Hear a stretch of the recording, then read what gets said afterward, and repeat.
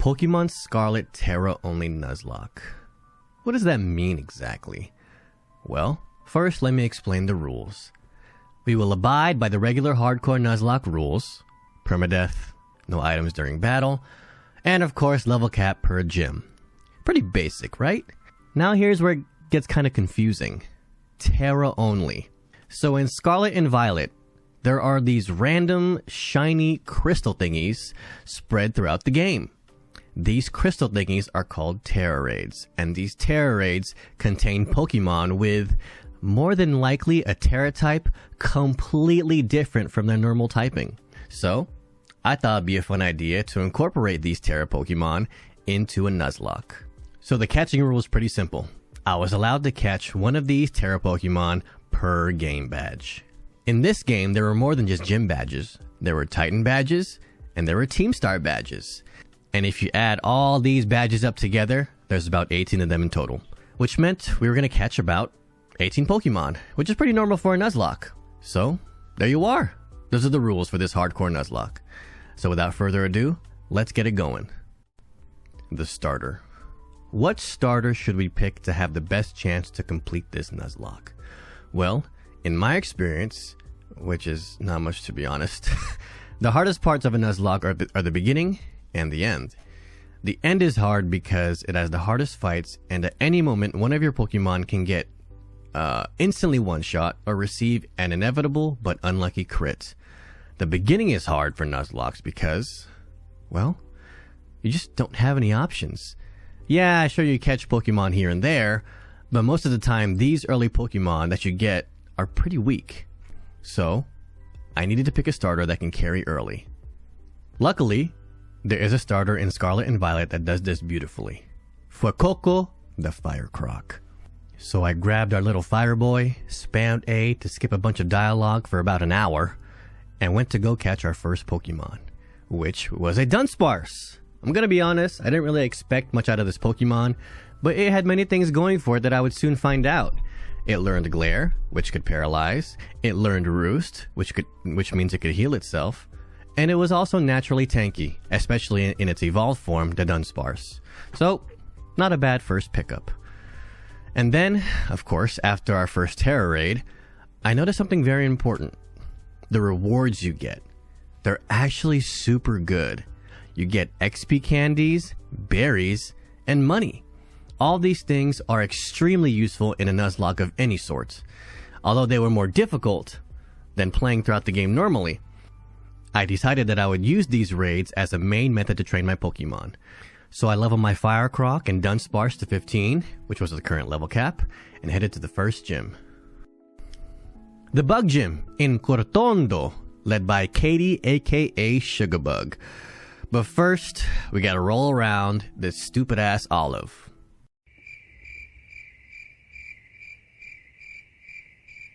Okay, now that that's over, let's see what Lady Sugarbug has in store for us.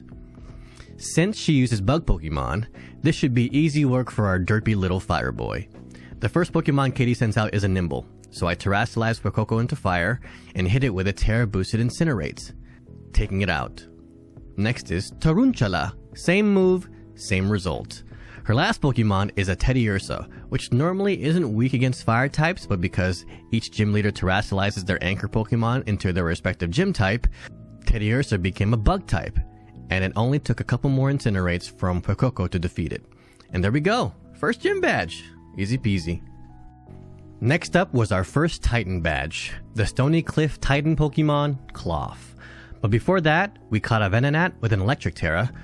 Not really sure how useful this little guy was going to be, but it was definitely interesting. More importantly, our Fuecoco learns a very important move going forward that would help tremendously early on in this Nuzlocke. Yawn. 100% accuracy to put a Pokemon to sleep the following turn. The reason why this move was so important is because not only does it work against Tera raids, but it also works against Titans. This made certain matchups, which would normally be hard for a fire type, not that difficult at all. And we proved that against the first Titan. Cloth was a rock type, which is strong against fire types. Luckily, the bulkiness of Fuecoco allowed me to get off a yawn safely, and then allowed Dunsparce to finish it off with a few mud slaps, a super effective ground type move. However, every Titan fight has a second phase, and it includes our good friend Arwen. Arwen normally brings a strong enough Pokemon to handle the Titan on their own, so the strategy going into the second phase was just to survive, which Dunsparce does very, very well. I started off the fight with a Glare, paralyzing the Cloth, and then just let Arwen shell their spam water guns until it was dead. First Titan badge, just like that. Next up was the Grass Gym in Artisan, led by Brassius, aka the Verdant Virtuoso. Whatever the hell that means. This gym was also pretty easy.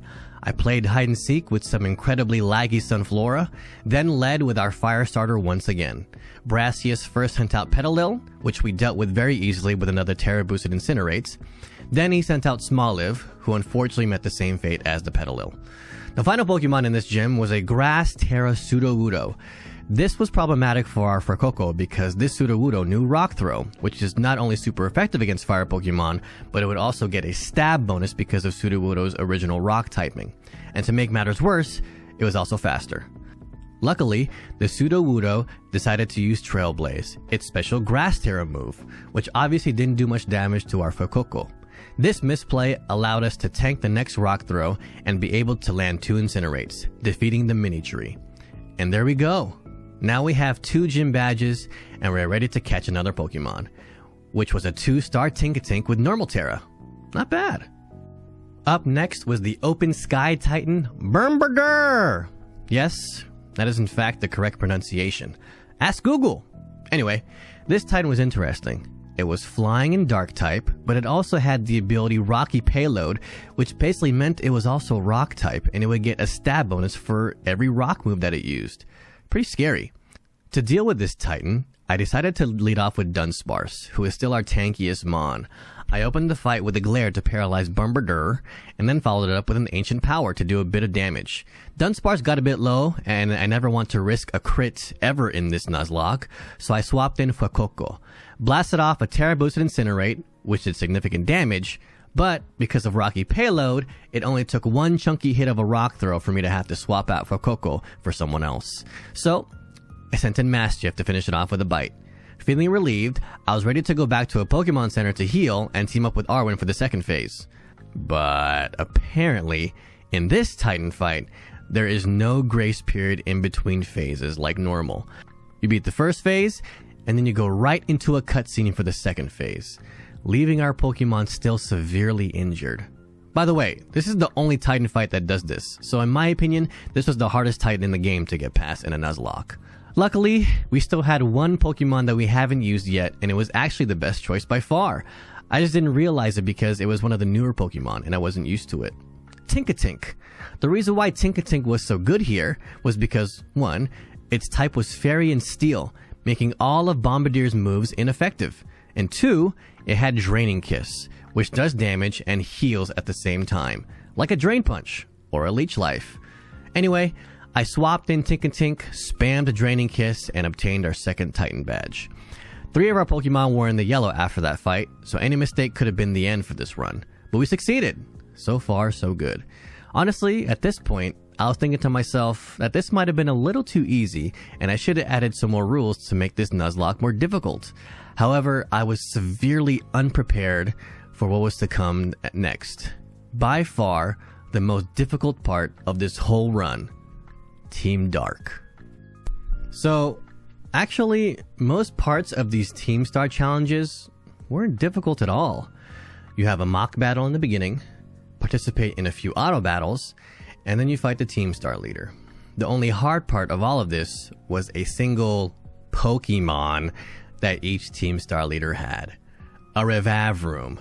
And it wasn't just any Revive Room. This Revive Room, or Starmobile, as they rename it, was juiced up unlike any other Pokemon we've seen so far.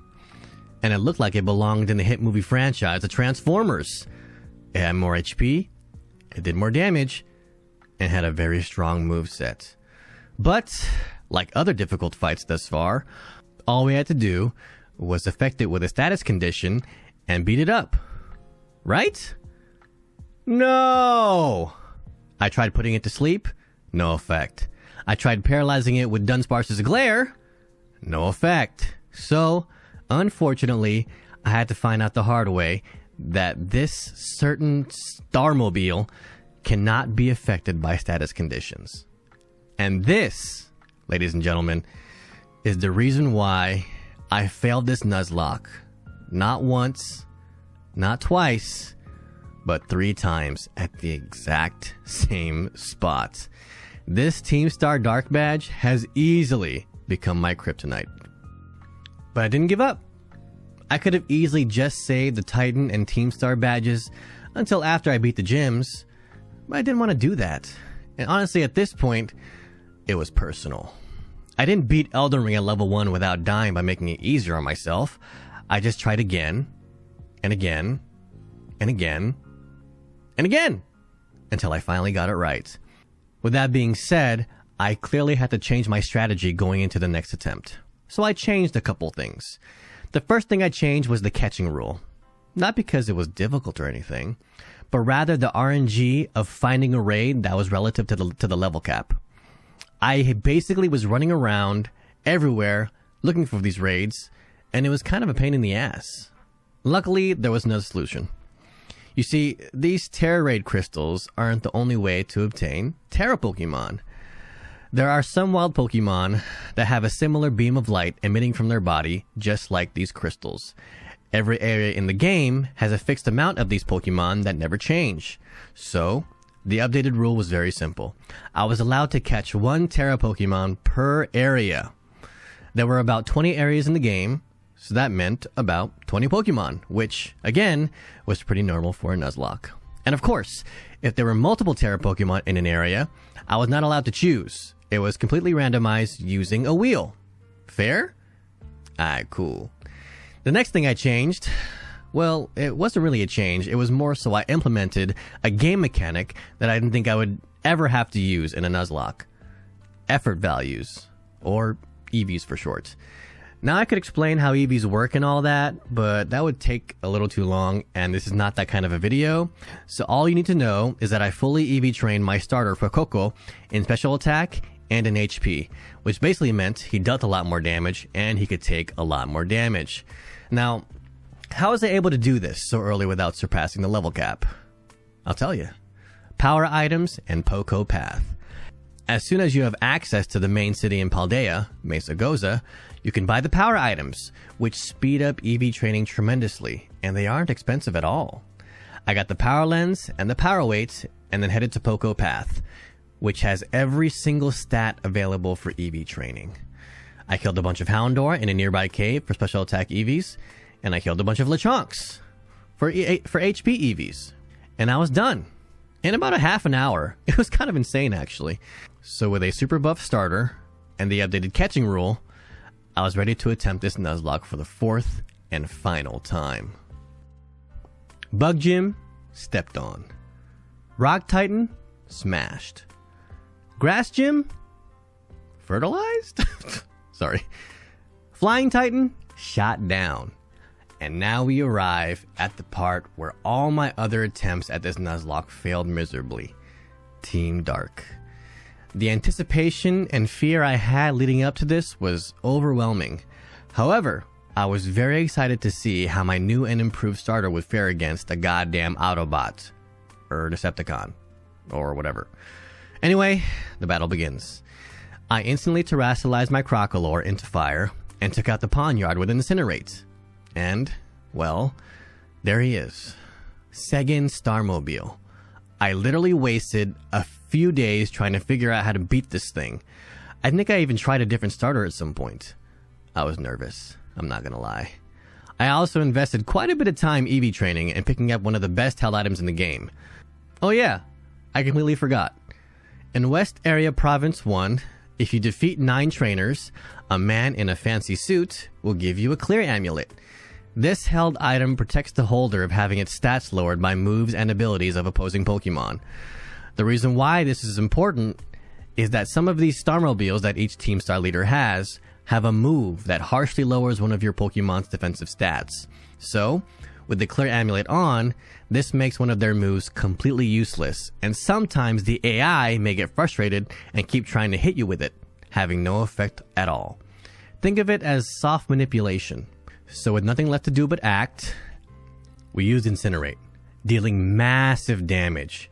It then used Metal Sound, which would normally lower our special defense by 2 stages, but because of the Clear Amulet, it did absolutely nothing. We used Incinerate again, big damage. Then, the Dummy Truck used Metal Sound, doing nothing again. Then I proceeded to finish off the fight with one more Incinerate, and there we have it.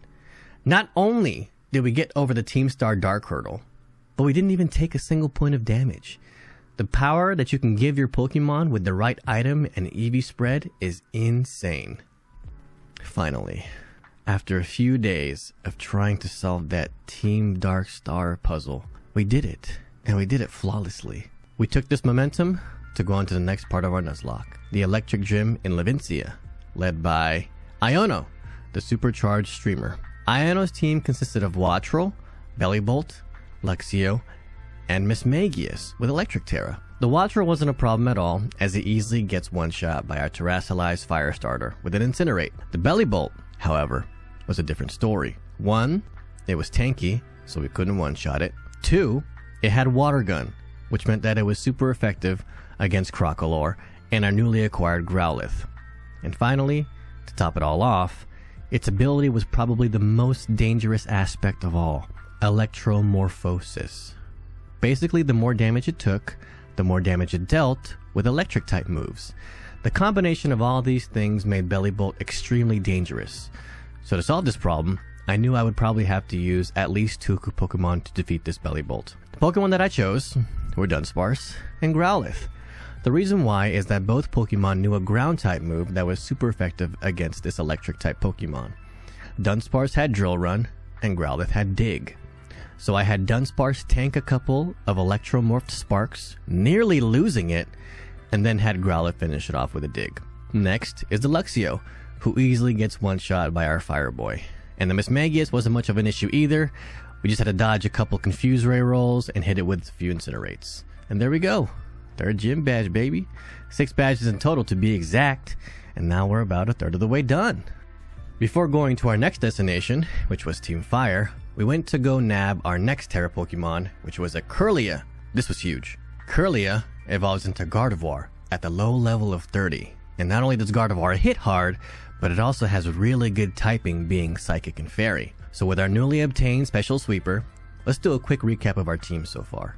We have a Crocolore, which is our Firestarter, Arcanine, a legendary Fire Dog, Torkoal, a Fire Tortoise, and Gardevoir with a Fire Tera. Before I knew it, I was low-key doing a fire-only hardcore Nuzlocke. Anyway, we took advantage of Gardevoir's high special attack stat and Fire Tera to pit her against Team Fire. The Team Star leader for the Fire crew was named Mela, who probably has the worst walk in the history of walking.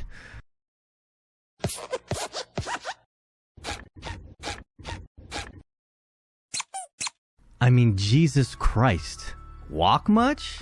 Her team consisted of only 2 Pokemon, a Torkoal and a Fire Revavroom Starmobile. Both of these Pokemon had low special defense, so Gardevoir was the clear choice here. The fight starts, and I immediately Terrasilize my Gardevoir into Fire to mitigate the opposing Fire moves. Also, did anyone else know that Fairy moves were ineffective against Fire types? It's okay. We still had a stabbed up Psybeam to do plenty of damage to Torkoal. The opposing Fire Tortoise proceeded to hit us with a Flame Wheel, not doing much damage at all, and then we finished it off with another Psybeam. Mela's next and last Pokemon was, of course, the Firemobile. Now, this fight could have gone many ways. I initially planned to do about half damage to Gardevoir, swap it to another Pokemon, and finish it off. This was a line of play that was most likely to happen. However, for some reason, the stupid-ass Firemobile kept using Screech, which would normally lower our defense by 2 stages, but of course, just before this fight, I gave Gardevoir a very important item that we used earlier. The Clear Amulet. It used Screeched 4 times, doing nothing to us 4 times in the fight. This allowed Gardevoir to Psybeam the Firemobile to the pits of hell, where it unironically belonged. See ya, Mela. Maybe you should learn how to walk properly. After dealing with Team Fire, it was time to spin the wheel to catch some more Pokemon, and we ended up landing on another really good one. Breloom! With Rock Tera, by the way, so the coverage on it was amazing. I quickly EV trained it in attack before heading to our next badge, the Lurking Steel Titan Earthworm. Earthworm had extremely high defense, but it also had really low special defense. It was also steel type, which was great for me because we literally had 3 special attackers that dealt boosted fire moves. I decided to go with Crocolore in this one, and with the Tera boosted Incinerate, our little Fire Croc was able to one-shot the first phase. In the second phase, it nearly one-shotted again, leaving Torkoal to finish it off. Yeah, our Pokemon were getting pretty strong now, and it'll only get better from here. After our 3rd Titan badge, next up was the 4th Gym badge in Cascarapha City, led by Kofu, the Water Chef. Kofu's team consisted of Veluza, Wugtrio, and our Water Tera Crabominable. All water type, all weak to grass. So naturally, our best course was to use our newly acquired Breloom, and the grass move that Breloom came with, Bullet Seed. Cue machine gun noise!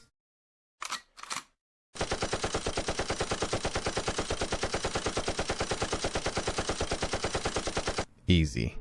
I believe that makes it 9 badges in total, so we were basically halfway done with the Nuzlocke, and honestly, it was going a lot smoother than I thought. I really underestimated on how much of a difference it would make taking the time to EV train your Pokemon. Then again, they make it extremely easy in this generation. Before heading to the next badge, we had to make sure that all our Pokemon were at the level cap. The reason why this level cap was so important was because it was level 36. This meant a couple of our Pokemon would evolve into much stronger versions of themselves. Crocolore into Skeledirge, and Dunsparce into the Dunsparce. The next badge was Team Poison led by Atticus, the Ninja.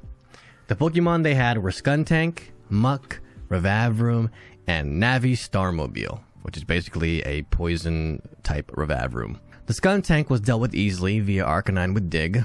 Muck and Revavroom had no chance against our Gardevoir's Psychic. However, against the Navi Starmobile, Gardevoir got poisoned, and there was no way I would risk losing probably our strongest Pokemon. So I swapped in Torkoal, who had an incredibly high defense stat and also decent special attack stat, to finish the job with a Lava Plume. Immediately after taking care of Team Poison, we headed to the next badge, which was in Medali, the normal type gym, against Larry.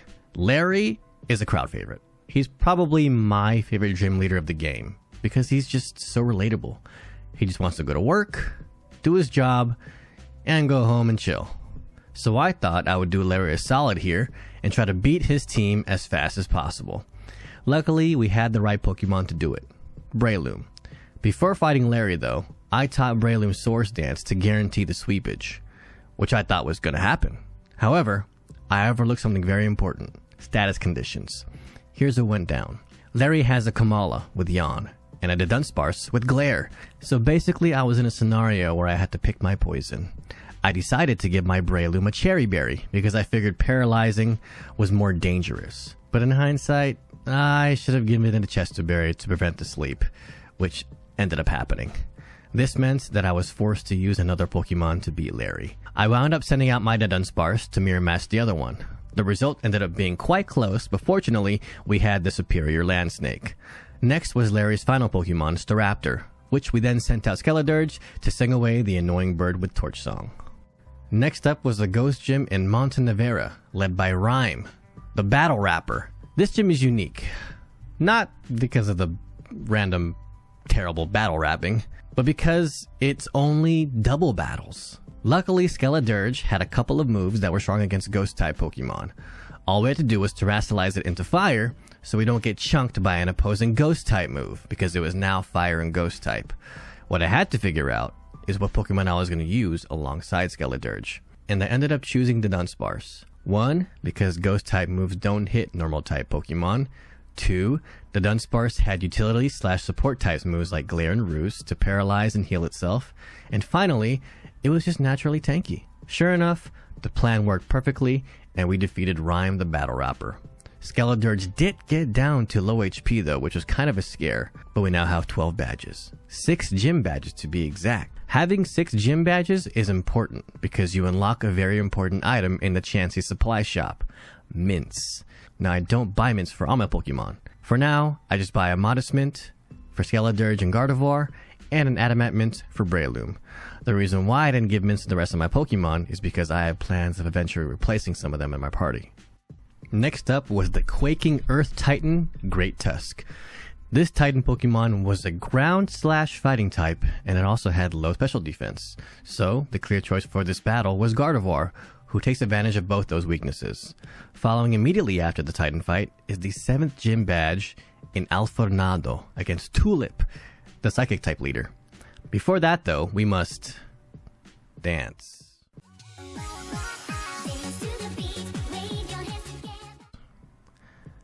Okay, now that that's over, let's talk strategy.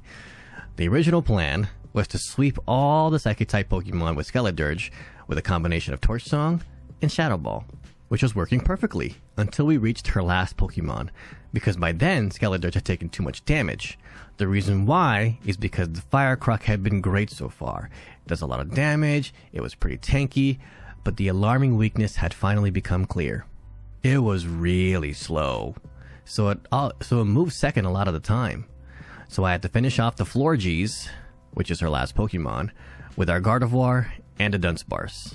After obtaining our 7th gym badge, I immediately head to the next gym on Glacido Mountain because I was very confident that Skeledirge would easily sweep the ice Pokemon over there, which is exactly what it did. Sorry, Grusha.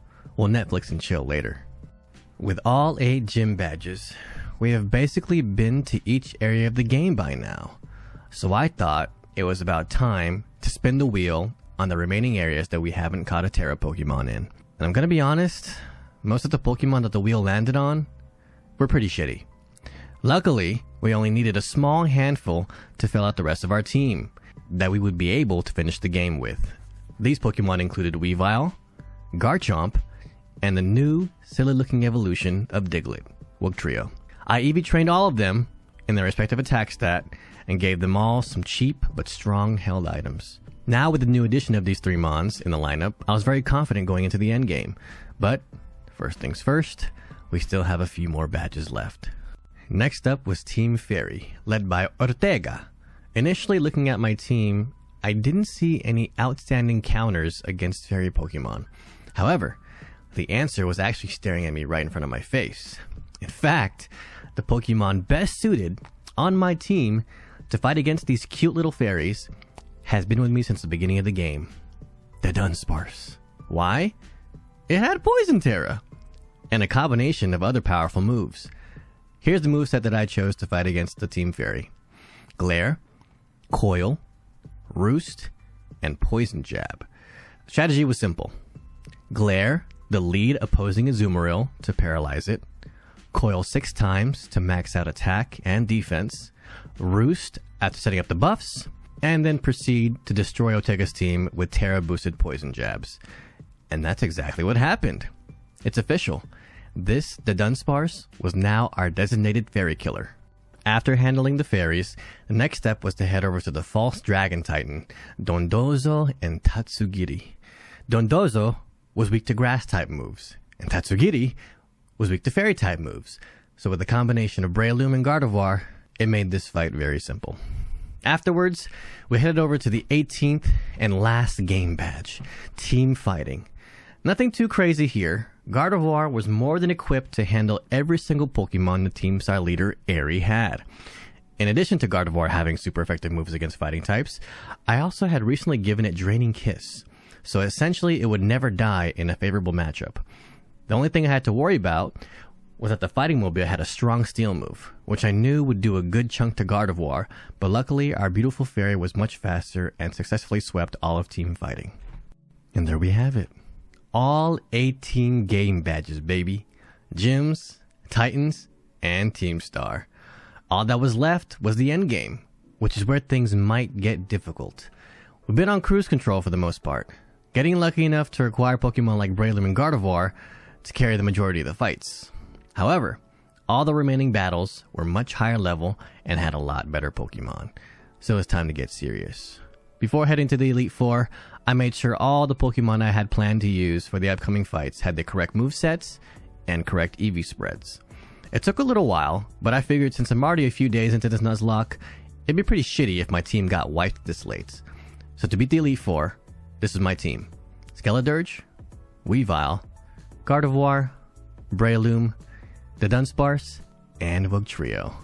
Oh, and of course my top-notch interview skills. Alright, Elite Four, here I come. Cue battle music, please! The leading batter in the Elite Four is Rika, and they use ground-type Pokemon. Rika starts off with a Whiscash, which is a ground-water type. This meant that it was 4 times weak to grass-type moves, so I led with Gardevoir to instantly kill it with an Energy Ball. Next in Rika's lineup was a Camerupt, a fire ground-type Pokemon, making it 4 times weak to water-type moves. So I swap in Wugtrio and hit Camerupt with a Liquidation to evaporate it. Next up was Donphan, who was only a ground-type Pokemon, so we had options here, Wugtrio, Breloom, or Gardevoir. I decided to go with Gardevoir because Donphan had low special defense, and I could take advantage of that with Gardevoir's high special attack stat. Unfortunately, I overlooked that Donphan had the ability called Sturdy, which basically prevents one-shots. So the Donphan ended up doing a significant amount of damage to my Gardevoir, and I would not be able to use it for the rest of the fight because I did not want to risk losing my strongest Mon. Rika's next Pokemon was a Dugtrio, so naturally I sent out my Wugtrio for the funny little mirror match, but also Wugtrio would be able to match Dugtrio's speed, destroying it with a Liquidation before it was able to do anything else. Rika's final Pokemon was a Clodsire, one of my personal favorite looking Pokemon of the new generation. I mean, look at this thing. Isn't it adorable? And just like the gym leaders, the Elite Four members always terrestrialize their last Pokemon in the type that they specialize in. So I decided to tag in Breloom here, and I quickly disposed of the opposing Clodsire with a Seed Bomb. Up next in the Elite Four was a child? Her name was Poppy, and she uses Steel-type Pokemon, and every single one of them was weak to fire. So the obvious choice was to use our good old Fire Croc starter Skeledirge. This fight went by pretty quickly, so I'm going to sum it up as best as I can with as much detail as possible. Are you ready? Here we go. Torch Song, Torch Song, Torch Song, Torch Song, Torch Song. Done. Okay, next up in the Elite Four is the crowd favorite again, Larry! Despite his lackluster and nonchalant attitude and demeanor, it seems that Larry was quite the go-getter. He even changed his specialty. Instead of normal-type Pokemon, he now uses only Flying-type. As supportive as I wanted to be for one of our new friends, I wanted to finish this Nuzlocke so I can move on to a much harder challenge. Larry starts off the fight with Tropius, and I with Weavile. Tropius didn't have any super effective moves against our Weavile, so I thought it would be safe to use at least one Swords Dance, making our Weavile as lethal as ever.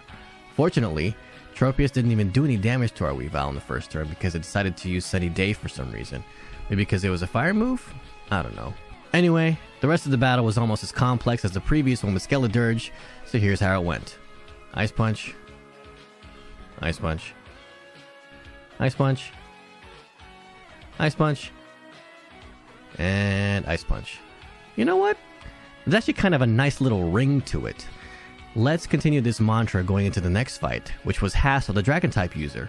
Ready? Say it with me now. Swords Dance. Ice Punch. Ice Punch.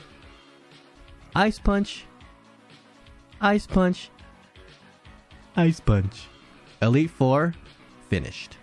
Now we're not done yet. There was still the champion Geeta and her assortment of interesting Pokemon. Nonetheless, we had to think of a solid strategy. The Pokemon that Geeta had are Espatra, Psychic type, Gogoat, Grass type, Veluza, Water and Psychic, Avalugg, Ice type, King Gambit, Dark and Steel, and Glamora, Tera Rock. Looking at this team, I noticed that we had a Pokemon that was a good matchup against 5 out of her 6. Skeledirge, our starter. It being Fire Ghost made it a really good choice in this fight. Geeta decided to lead the fight with Espatra, who unfortunately was faster than our Skeledirge, so it was able to get off a Lumina Crash before we were able to take it out with a Shadow Ball. Next, she sent out Avalugg, an extremely slow Pokemon with little to no special defense, so a Tera boosted Torch Song was more than enough damage to get rid of the Ice Rock Abomination.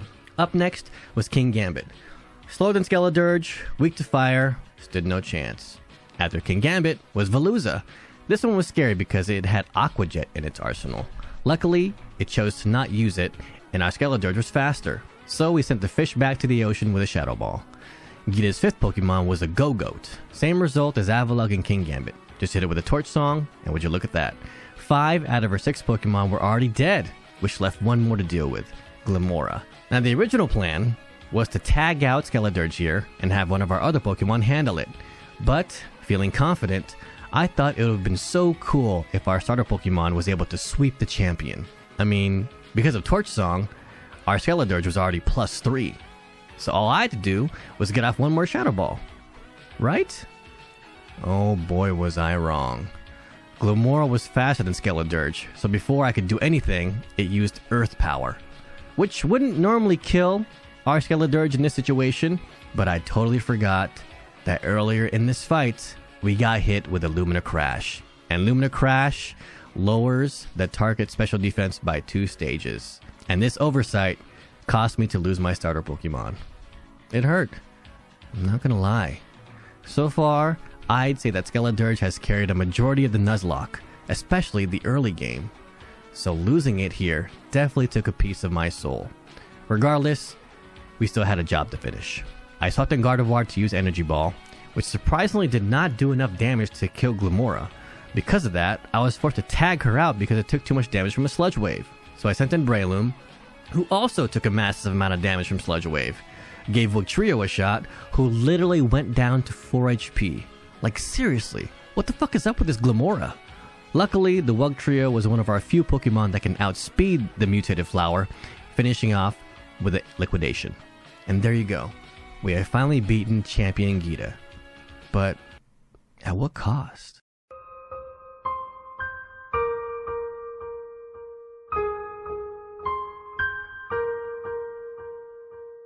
After mourning for our little fire buddy for a little bit, I knew we had to find a replacement before continuing. Fortunately, there was a Pokemon that the wheel had landed on prior to the Elite Four that was pretty damn strong. We haven't caught it yet though, because it was simply too high level. In West Area Province 2, there was a level 65 Garchomp with Water Tera in the open cave. I made sure to begin the battle with a Black Strike to stun the Garchomp, allowing us a free turn. I used this turn to let off a Seed Bomb with Breloom, which surprisingly did enough damage to take off its Terra Shield. And while Garchomp was in the red, I threw a Dusk Ball, because we were in a cave, successfully catching the super strong Dragon Ground type Pokemon. After that, I immediately bought some proteins and a muscle band to make it even stronger, and we also didn't even need to buy it a mint because it already had an attack boosting nature. Sick! While at the shop, I decided to spend all my money in LP to buy the rest of my team better held items because we only had a handful of battles left in the game. The next battle was against our good friend Arwen. Honestly, I didn't really want to battle him because I felt bad for the poor guy. His dog nearly died, and he's been looking for his negligent mother for the longest time. However, I needed to battle him in order to progress to Area 0, so I put our friendship aside and led the fight with Breloom. The reason why I chose Breloom to lead is because I knew Arwen would start off the fight with Greedent, which dies easily to a close combat. Arwen's next Pokemon was Scovillain, a Grass-Fire type Pokemon, so I decided to keep in Breloom and terastallize it into Rock, hoping to land a Rock Tomb. Unfortunately, we missed the 95% accuracy move, and Scovillain gets off a Fire Blast, which I thought was going to kill Breloom, but it stayed alive with a little bit more than half HP. Instead of swapping out to another Pokemon to play it safe, I decided to risk using Rock Tomb again, hoping it would land this time, and it did, taking out the Scovillain. Next up was Toedscruel, a new Grass Ground type Pokemon. The clear choice here was Weavile. It was stronger, faster, and more importantly, it had Ice Punch. Toedscruel stood no chance against the 4-time super effective move. Arwen's next Pokemon was Garganacl, the Mushroom Minecraft house. This new rock Pokemon had high defense, so I swapped in Gardevoir to take it out with a couple of energy balls. Next up was Cloyster, another Pokemon with high defense but also weak to grass, so I kept in Gardevoir to hit Cloyster with an energy ball, forever closing its shell to the world. Arwen's last Pokemon was, of course, his best bud, Mabostiff. Coincidentally enough, our best course of action here was to keep in Gardevoir because it was a fairy type. What I didn't know is that Mabostiff was actually faster than Gardevoir, so Gardevoir took a stab plus Terra boosted crunch, which put it in the yellow, but luckily Moonblast was enough to kill off the Dark Dog, finishing the Titan quest line. After defeating Arwen, we arrive at the entrance of Naranja Academy. There we meet Professor Clavel and his team of Pokemon. He starts off the fight with an Oranguru, a normal psychic type. So we lead with Weavile to take out the monkey with Night Slash. Clavel then sends out Houndoom, a dark fire type Pokemon. I swap into Wugtrio to easily wash away the Fire Dog with Liquidation. After Houndoom is Abomasnow, a grass ice type.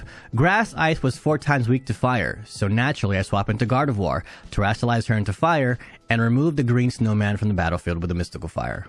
Up next was Poltegeist, a ghost-type Pokemon. Naturally, I get Weavile back into the fight and hit it with a Night Slash to make quick work of the Teapot. Amoonguss was next, a grass poison type. Grass is weak to ice, so I decided to keep in Weavile in order to take out the mushroom with an Ice Punch. The final Pokemon in this battle was Quaquaval, my personal favorite out of the final starter evolutions. I mean, it's a dancing duck. It doesn't get more fabulous than that. Anyway, Quaquaval is a water fighting type Pokemon, so I swap in Breloom and try to hit it with a super effective Seed Bomb.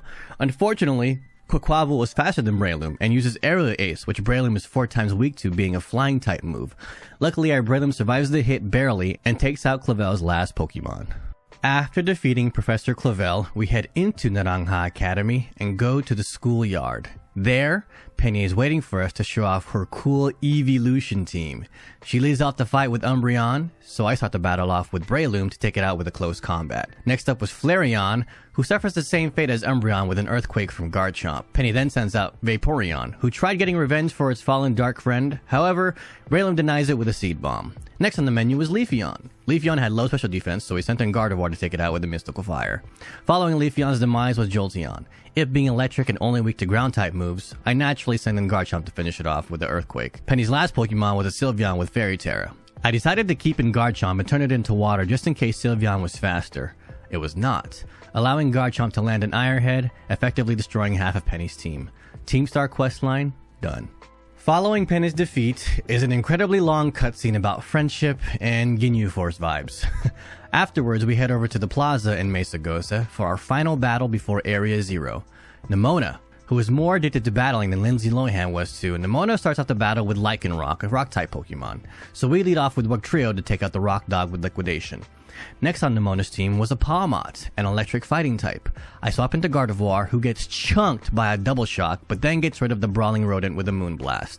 Next up was an Earthworm, a Steel-type Pokemon with very high defense. This was an easy matchup for Gardevoir. It's faster, has high special attack, and of course Mystical Fire, sending little Jimmy back into the ground. Nemona then sends out Goodra, a Dragon type, which would also be a good matchup for Gardevoir, but I noticed that Goodra had an incredibly high special defense stat, so I swapped into Weavile to use Ice Punch, another super effective type move, to take out the tanky Goodra in one hit. Next Pokemon we went up against is the Dunsparce, a Pokemon that we were quite familiar with.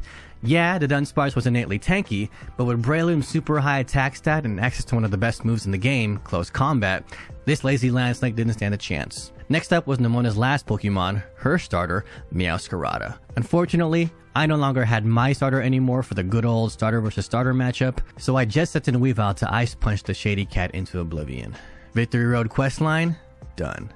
Now that we finally completed all 3 main quest lines, it was time to enter the final part of the game, Area Zero. I'm gonna spare you the hour-long journey it took to get to the final fight because it was just me running around with weird music in the background. Actually, you know what?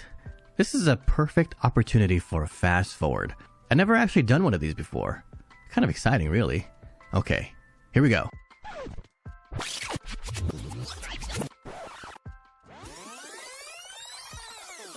And here we are, the final fight. Against an attractive robot mom! All the Pokemon that Professor Sada had were all Paradox Pokemon, and if you had a look at the stats of any Paradox Pokemon in this game, they are all really strong. 6 Pokemon, 6 chances for our Nuzlocke to crash and burn right here, right now. Here's how the fight went.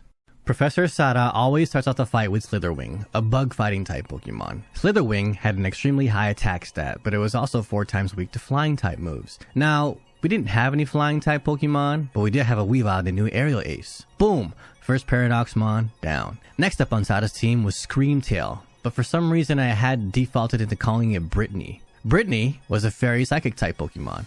tanky, and fast. I chose Garchomp to deal with Brittany and immediately terrestrialized it into water to remove any weaknesses it would normally have against fairy Pokemon. The water Tera ended up paying off really well because Brittany used Ice Punch, which would normally do 4 times damage to Garchomp, but instead just tickled our Draco. Garchomp proceeded to use Iron Head, quickly bouncing Brittany off the dance floor. Next up was another fairy type Pokemon, Fluttermane. I kept in Garchomp because I knew it would one-shot the Fluttermane with just 1 Iron Head. There were a couple of problems though. 1, Fluttermane was faster, and 2, it knew Thunderbolt, which our now Water Tera Garchomp was weak to. The only way Fluttermane kills Garchomp is if it lands a crit, but there's absolutely no way I was gonna get an unlucky crit in the final battle of the game. Right? I mean, the chances of that happening were so incredibly low that there was no chance. No way. Absolutely no shot, bucko. And we didn't. And Garchomp headbutts the Fluttermane into the Shadow Realm. Sada then sends out Sandy Shocks, an electric ground type Paradox Pokemon. This one wasn't too hard to solve. I just swapped in Breloom and took out the hairy Magneton with Seed Bomb. Up next was Brute Bonnet, a grass dark type Pokemon. As intimidating as this fancy Amoonguss looks, it easily dies to a 4 times X Scissor from Weavile. After that, 1 more Pokemon was left. And in my opinion, the coolest looking Paradox Mon of them all, Roaring Moon. It was strong, it was fast, and it was also 4 times weak to fairy type moves, baby, making it the easiest matchup for Gardevoir, who quickly takes it out with a Moonblast. And that's it. We did it. Oh, and about the fight with the legendary Paradox Pokemon after this, you are designed to win that fight no matter what, so it doesn't really count towards Nuzlocke. Cue victory music!